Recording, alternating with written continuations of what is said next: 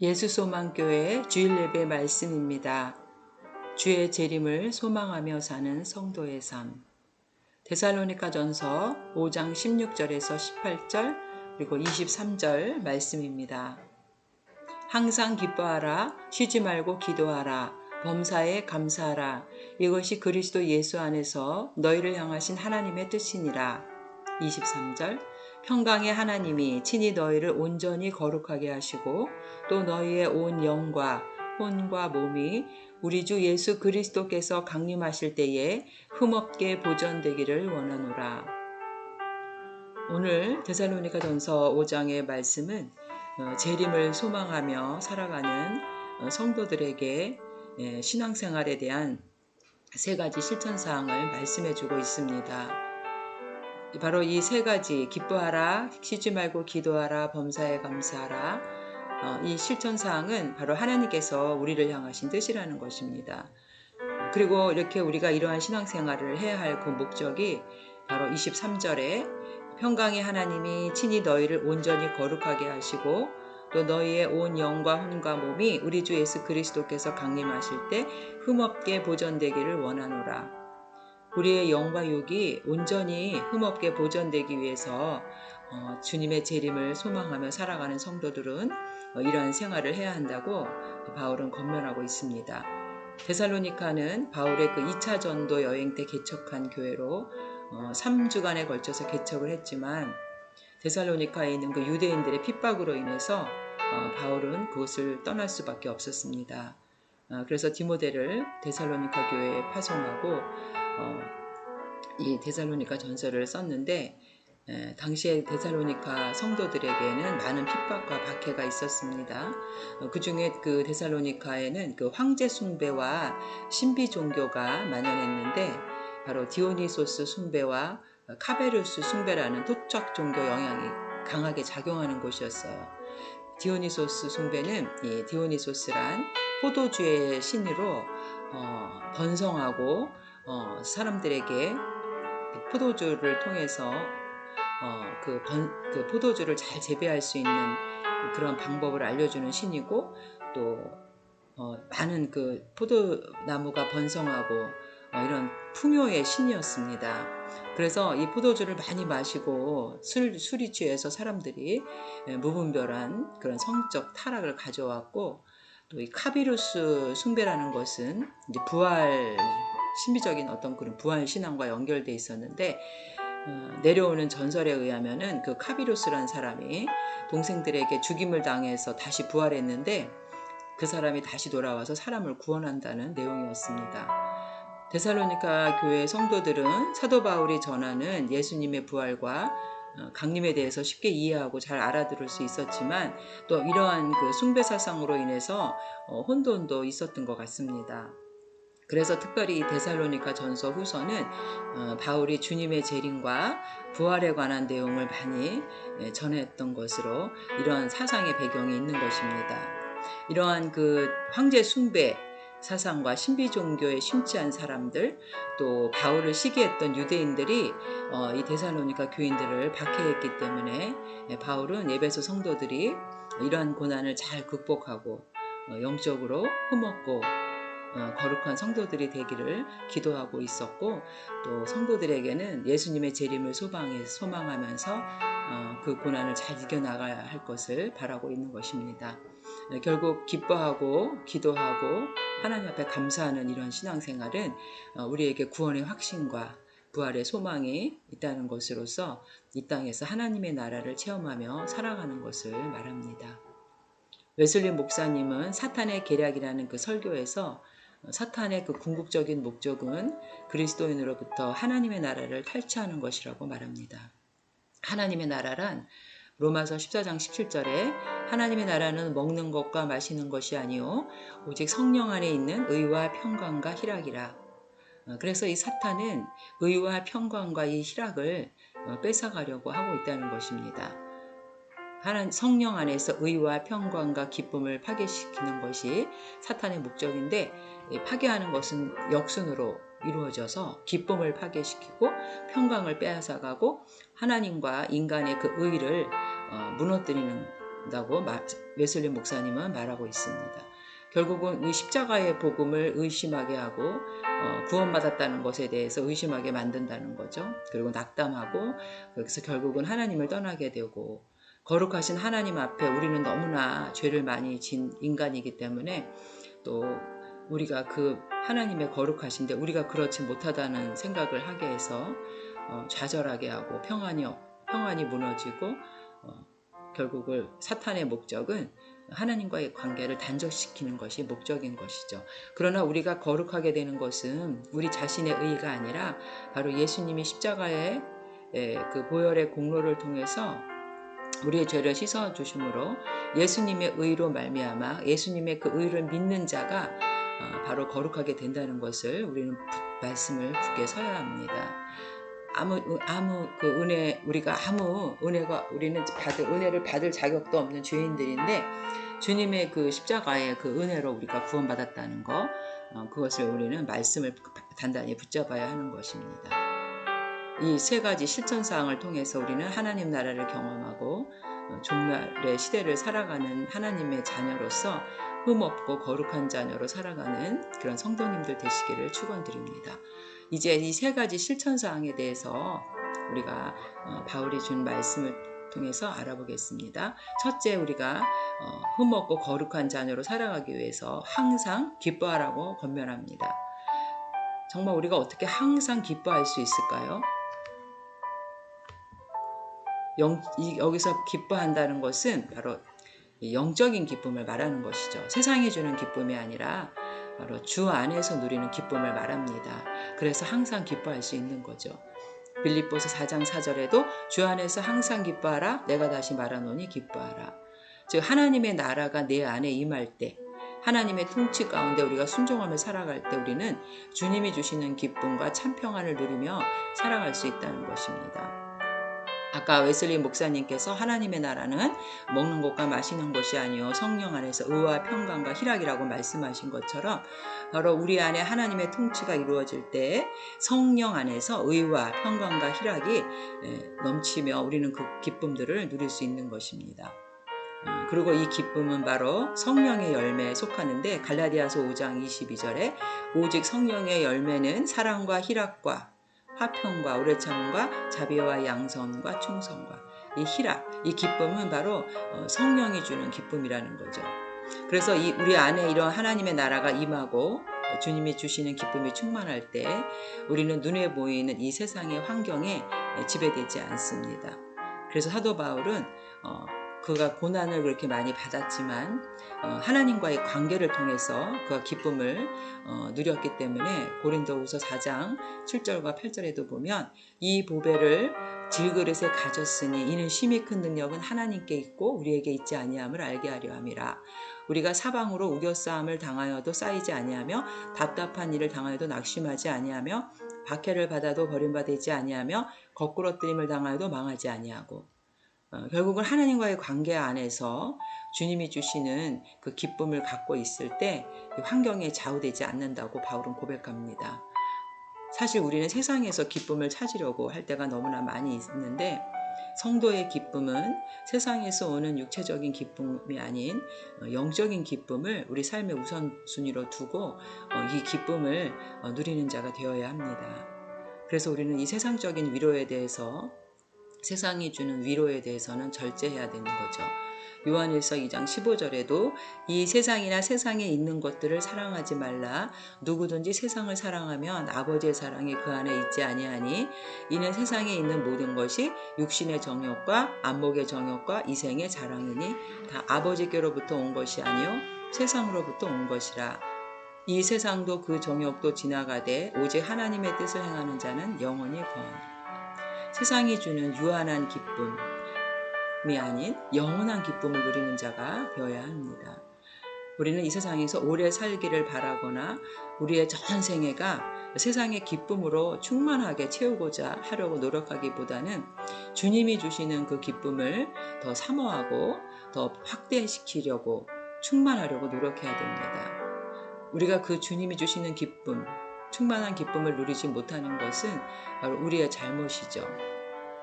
주님은 우리에게 끊임없이 주려고 하지만 우리가 마음의 문을 열지 않고 성령의 인도함을 받지 못하면 우리는 그 기쁨을 누릴 수가 없는 것입니다. 사도 바울은 엄청난 시련과 환난을 당했습니다. 복음을 전하다가 그런 고난이 있었지만 그는 기뻐하는 비결을 배웠다고 고백하고 있습니다.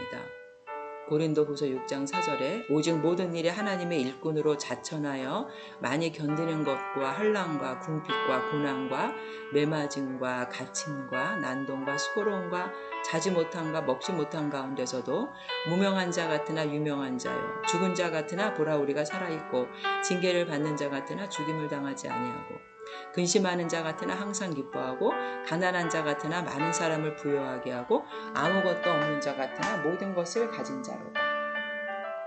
그가 이러한 복음을 전하다가 많은 고난을 당했어도 그의 실체는 바로 기쁨을 가진 자였다는 것을 그런 고백하고 있습니다.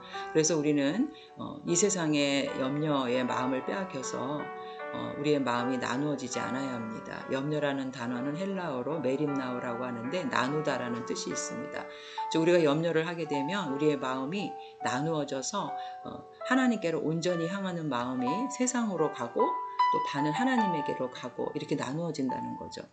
그래서 사도 바울은 고린도전서 7장 33절에도 장가간 자는 세상 일을 염려하여 어찌하여야 아내를 기쁘게 할까 하여 마음이 나누이며 그래서 우리는 이 염려로 인해 마음이 나누어지지 않도록 조심해야 되고 우리의 마음을 세상에 빼앗겨서 주님으로부터 멀어지지 않게 해야 합니다. 우리가 염려하지 말아야 될 이유는 하나님께서 이미 모든 것을 우리에게 예비해 놓으셨기 때문입니다.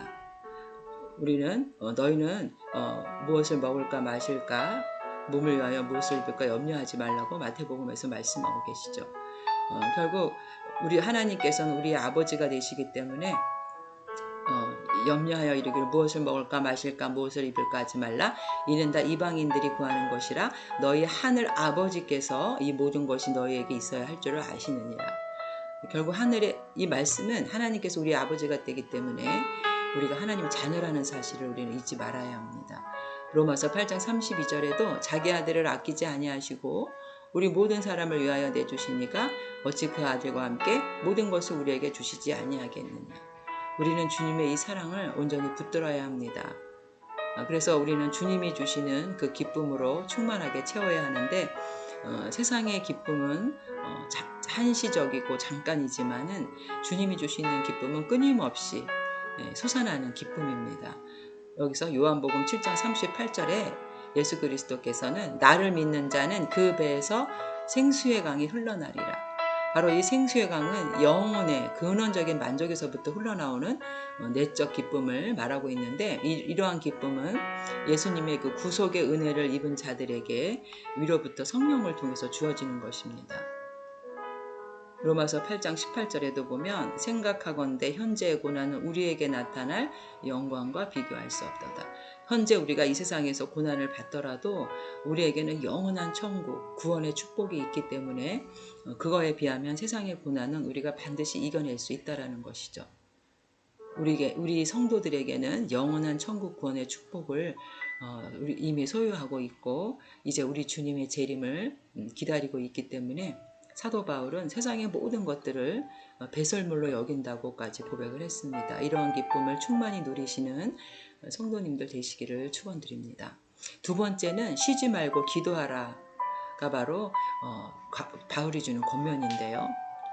여기서 쉬지 말고 기도하라는 것은 사람이 어떻게 쉬지 않고 기도할 수 있을까?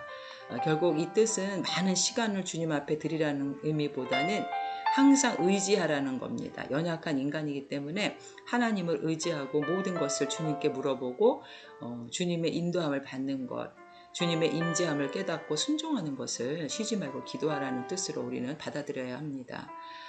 우리 성도들은 기도를 해도 자신의 그 의지에 따라서 해도 되고 안 해도 되는 것이 아니라 반드시 해야 된다는 것이고 계속적으로 해야 된다는 것입니다. 이것은 우리를 노리고 있는 사탄의 계략에 넘어가지 않기 위해서죠. 고린도전서 1장 25절에 보면 하나님의 어리석음이 사람보다 지혜롭고 하나님의 약하심이 사람보다 강하니라. 결국 우리 인간의 연약함을 가지고는 이 세상을 살아갈 수가 없습니다. 욥기서 4장 19절에도 보면 하물며 흙집에 살며 티끌로 털을 삼고 하루살이 앞에서라도 무너질 자이겠느냐. 우리 인간은 하루살이를 통해서도 죽을 수 있다는 거죠. 오늘날 이 팬데믹 현상을 통해서 이 코로나가 작은 눈에 보이지 않는 바이러스가 우리 인간을 생명을 잃게 하고 우리들에게 공포로 다가오는 것을 볼 때 우리 인간이 얼마나 연약한 존재인지를 깨닫게 됩니다. 그래서 우리 성도에게는 바로 이 기도가 하나님의 명령이면서도 특권입니다. 요한복음 15장 5절에도 보면 나는 포도나무여 너희는 가지라 그가 내 안에 내가 그 안에 거하면 사람이 열매를 많이 맺나니 나를 떠나서는 너희가 아무것도 할 수 없습니다. 사람이 내 안에 거하지 아니하며 가지처럼 밖에 버려져 마르나니 사람들이 그것을 모아다가 불에 던져 사르느니라. 결국 우리가 주님을 떠나서는 아무것도 할 수가 없다고 요한은 말하고 있습니다. 우리가 기도할 때 무릎을 꿇고 기도하는 상징적인 표현이 있는데 이것은 결국 우리가 자신의 무능을 인정하는 것이고 하나님의 전능함을 의지하려는 자세인 것입니다.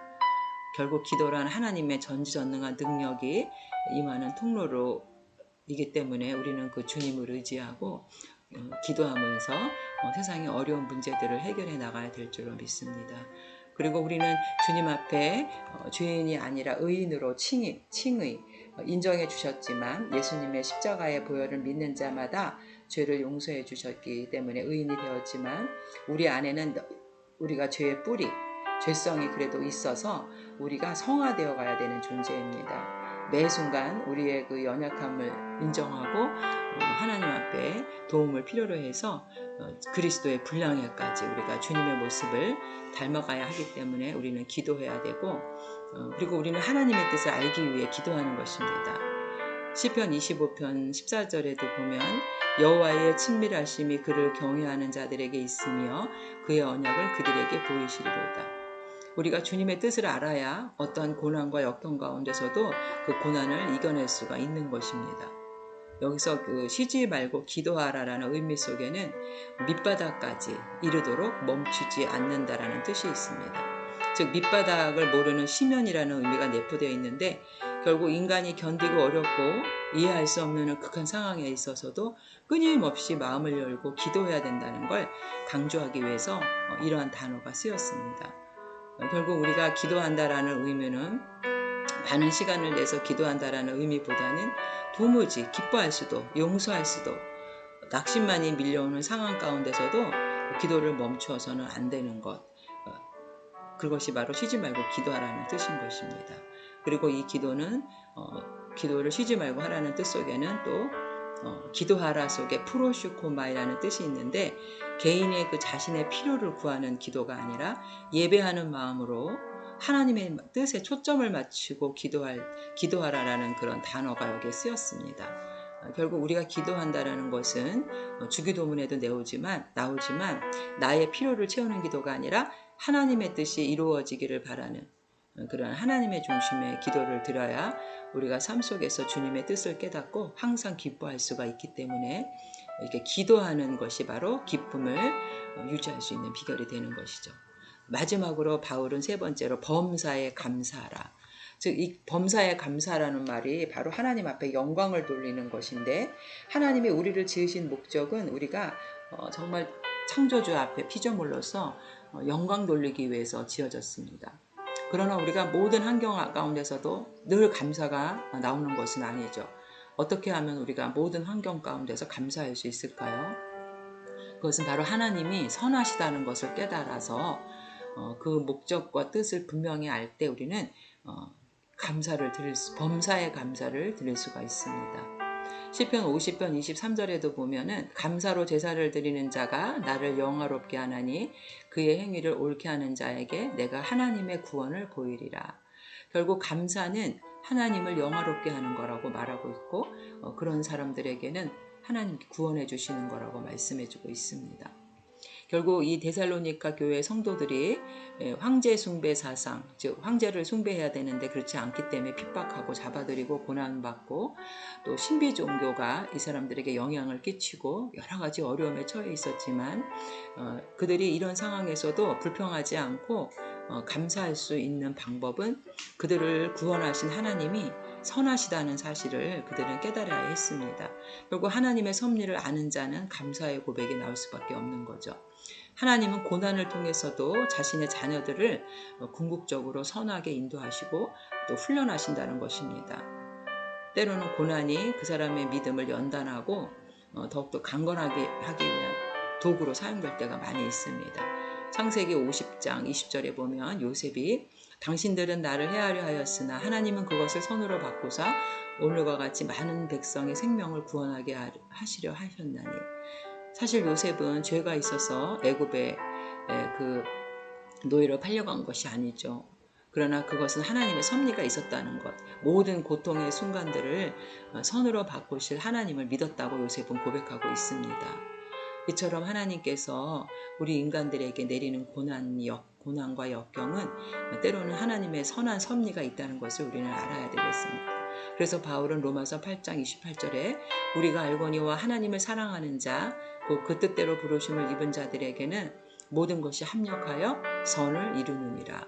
우리는 이 비밀을 알 때 어떠한 환경 가운데서도 감사할 수가 있는 것입니다. 그래서 바울은 어떠한 형편에서든지 자족할 마음을 가지고 그 환경에 적응할 수 있었다고 말합니다. 빌립보서 4장 11절에도 내가 궁핍함으로 말하는 것이 아니니라 어떠한 형편에서든지 나는 자족하기를 배웠노니 비천에 처할 줄도 알고 풍부에 처할 줄도 알아 모든 일 배부름과 배고픔과 풍부와 궁핍에도 처할 줄 아는 일체의 비결을 배웠노라.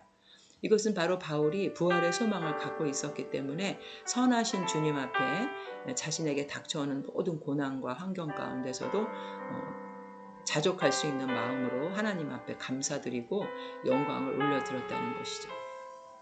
바벨론의 포로로 있었던 다니엘의 친구들이 뜨거운 그 풀무불 앞에서도 그리 아니하실지라도 라는 신앙으로 믿음으로 승리했던 것은 하나님의 선하신 섭리를 알고 있었기 때문입니다. 이러한 하나님의 선하심의 깨달음이 없어질 때 고난이 오면 바로 감사가 없어지고 원망과 불평을 늘어놓을 수밖에 없는 것이죠. 출애굽 이후에 그 시내 광야에서 40년 동안이나 광야에 머물렀던 이스라엘 백성들은 어려움을 만날 때마다 하나님 앞에 원망과 불평을 하였습니다. 그것은 하나님이 어떤 분이신지에 대한 깊은 성찰이 없었고 자신들의 욕망과 욕구가 먼저이었기 때문에 그들은 하나님 앞에 불평을 할 수밖에 없었던 것이죠. 결국 이 감사는 하나님을 믿지 않는 자들과의 구별된 특성입니다. 즉 하나님의 백성만이 하나님 앞에 영광을 돌리기 위해서 감사를 한다는 것이죠. 결국 우리는 하나님 앞에 영광 돌리기 위해 창조되었다고 이사야 43장 21절에 말하고 있습니다. 이 백성은 내가 나를 위하여 지었나니 나를 찬송하게 하려 합니다. 그러나 감사하지 않는 이방 사람들은 로마서 1장 18절에 하나님의 진노가 불의로 진리를 막는 사람들의 모든 경건하지 않음과 불의에 대하여 하늘로부터 나타나나니 하나님을 알되 하나님을 영화롭게도 아니하며 감사하지도 아니하고 오히려 그 생각이 허망하여지며 미련한 마음이 어두워졌나니. 하나님을 알지 못하는 사람들은 감사할 수도 없고 그 생각이 허망해지고 미련해진다고 말하고 있습니다. 결국 그들은 하나님의 진노를 받게 되는 것이죠. 우리 성도는 하나님의 무조건적인 은혜로 인해서 구원받은 자로서 부활의 소망으로 살아가는 자들입니다. 죄인을 용서하시는 그 하나님의 은혜가 없었다면 우리는 영원한 그 지옥의 형벌에서 고통받을 수 없었던 존재죠. 이런 특별한 은총을 받은 자들이 어떻게 하나님 앞에 감사하지 않을 수가 있겠습니까? 성도에게 있어서 감사는 선택이 아니라 필수인 거죠. 주님의 재림을 소망하며 종말의 시대를 살아가는 성도들은 항상 기뻐하고 쉬지 말고 기도하고 범사에 감사하는 삶을 살아야 합니다. 결국 이러한 삶을 살아갈 때 우리의 영혼이 주님이 재림하실 때에 흠없고 거룩하게 보존되어서 주님을 맞이할 수 있게 되는 것입니다. 우리 성도들은 이 땅에 있어도 하나님의 나라를 체험하며 기쁨으로 살아가는 주님의 축복된 자녀들이 되시기를 주님의 이름으로 축원드립니다. 사랑의 하나님, 우리는 주님 앞에 구원받은 믿음의 자녀로서 또 말세를 살아가며 재림을 소망하며 살아가는 이 시기에 정말 하나님 앞에 항상 기뻐하지 못했습니다. 세상에서 기쁨을 취하려고 한 적도 많았습니다. 그러나 이제 우리가 주님이 주시는 기쁨, 구원의 확신과 부활의 소망으로 세상의 기쁨이 아닌 영적인 기쁨을 누리는 자들 되게 하여 주시옵소서. 또 우리가 쉬지 말고 기도하라고 했는데 우리는 우리에게 닥치는 여러 가지 고난과 환난 가운데서도 늘 주님을 의지하지 못했고 기도하지 못했습니다. 기도가 바로 기쁨을 유지할 수 있는 비결인데도 게으르고 나태했던 점을 용서하여 주시옵소서. 그리고 우리가 범사에 감사하는 것이 구원받은 자녀로서의 당연한 도리인데 우리가 감사하지 못했습니다. 주님, 우리 입술로 원망과 불평하였던 것을 용서하여 주시고 끊임없이 주님이 우리에게 주시는 그 구원의 감격으로 인해서 감사하며 주님 재림하실 때 흠없고 거룩한 자녀로 우리가 주님을 맞이할 수 있도록 날마다 하나님 나라를 이 땅에서도 체험하고 기쁨으로 살아가는 자들 되게 하여 주시옵소서. 예수님의 이름으로 기도합니다. 아멘.